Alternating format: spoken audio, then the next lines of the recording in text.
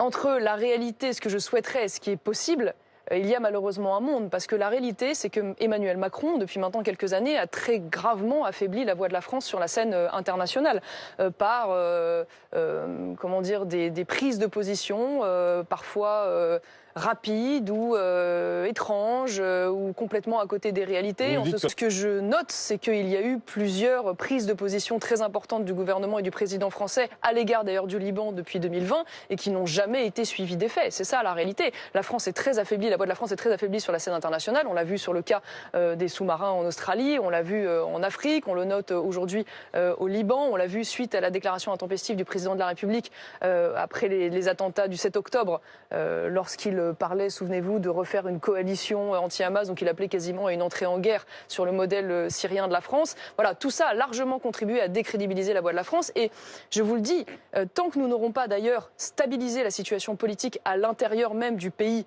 et que nous serons dans cette situation d'un gouvernement transitoire, provisoire, sans légitimité politique, n'espérons pas rayonner à l'international. Et on ne peut rayonner, on ne peut peser à l'international que quand on est solide sur ses appuis à l'intérieur de nos frontières.